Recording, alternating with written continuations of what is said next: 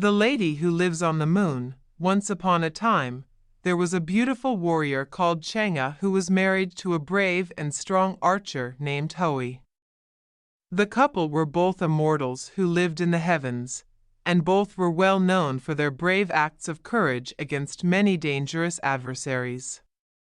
One day, the Queen Mother of the West summoned Chang'e and Hui to Earth because the Jade Emperor's 10 sons had turned themselves into orange balls of fire and were sitting in the sky above the Earth. The heat was too much for the Earth.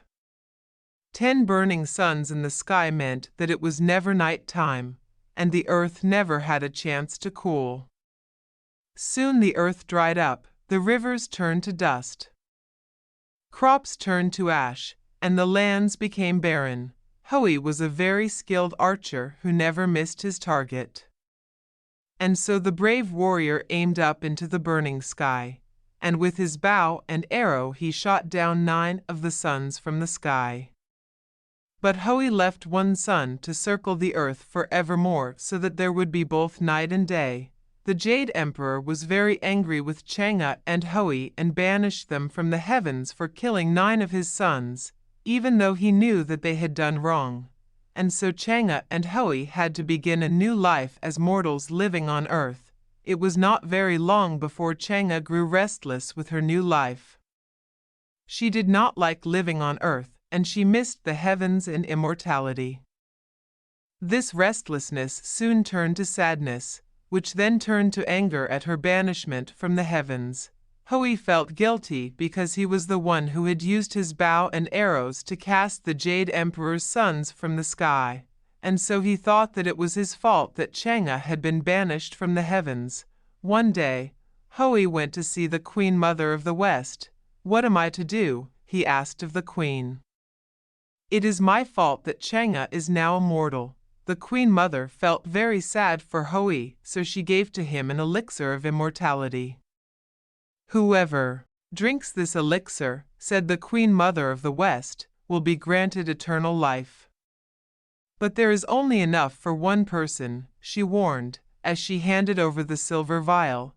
Hui was very grateful to the Queen, but he knew that he could not give the elixir to Chang'e because he could not bear to be parted from her side. So Hui hid the elixir from his wife and tried to make a happier life on earth for them both. But one day, Chang'e discovered the vial containing the elixir while her husband was away hunting. She was tired of living on earth, tired of mortality and the simple life she was forced to live. And so Chang'e drank the elixir and was granted immortality.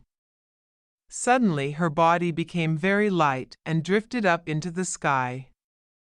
But instead of returning to the heavens, Chang'e came to rest on the moon where she was quite alone except for the company of a small white rabbit. Hui was very angry when he returned home and discovered that Chang'e had taken the elixir and abandoned him on earth to live alone. He raised his bow to the night sky and took aim at the moon, but he could not shoot the moon from the sky for fear that he would pierce the heart of his beloved wife. So Hui was forced to live alone on earth where he hunted and taught archery to his students. It was not a happy life, and one day Hui was killed by one of his own students who was known to be jealous of the warrior's skill and bravery. Chang'e achieved the immortality she wanted so desperately, but she remains to this day alone in her palace on the moon with only a white rabbit for company. She will forever be without her beloved husband Hui. Each year, on the 15th of August, Chinese people bake mooncakes and look up at the night sky. If it is a clear night, it is said that Chang'e can be seen sitting alone in her palace on the moon with her only friend, the white rabbit. The lost camel. Once there was a merchant, not a rich merchant. And he had a camel, not a beautiful camel. But he loved that camel. And one day, he came to look for the camel, but the camel was not there. The camel was gone. "Oh, where is my camel?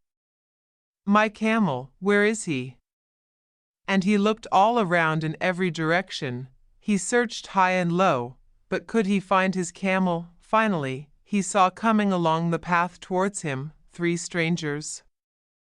Along the tree-lined path they walked towards him, and when they reached him he stopped the first. "Have you seen my camel? Your camel is blind in one eye." "That is true, my camel is blind in one eye." "Where is he?" But the stranger walked on. The second traveler now arrived. "Have you seen my camel? Your camel is lame in one leg." "That is so." "Where is he? What have you done with him?" But the traveler went on. The third stranger now stopped. "Have you seen my camel? Your camel has a short tail." "This is true." "What have you done with him?" But the traveler walked on. The merchant followed the 3 travelers as they went along the tree-lined path. "Where is my camel?" "You have stolen my camel." "You have stolen him." Thieves. Vagabonds. Along the path they went. The path became a wide, tree-lined avenue. And on he went, even more furious than before, for they seemed to pay no attention to him. More and more he berated them. Until now they entered into the gardens of the palace of the Sultan. There the perfumed gardens, the jasmine, the beautiful flowers.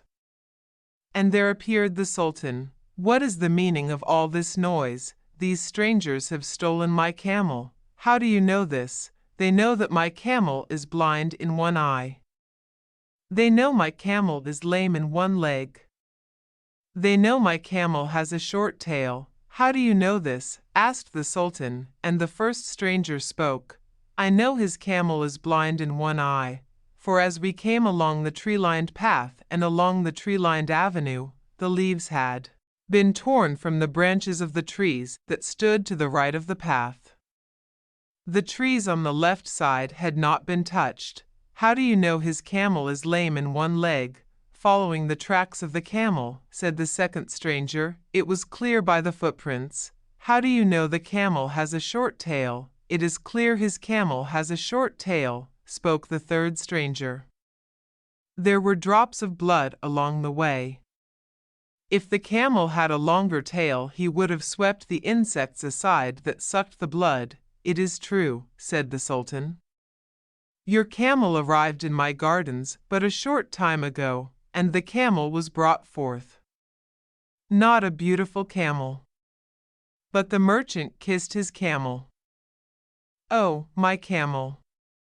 My beautiful camel is returned to me."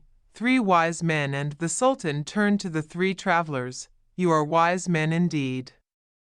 Remain here," said the Sultan, "and be my advisors." And never before that nor since has any sultan ever received more wisdom and advice than he did from those 3.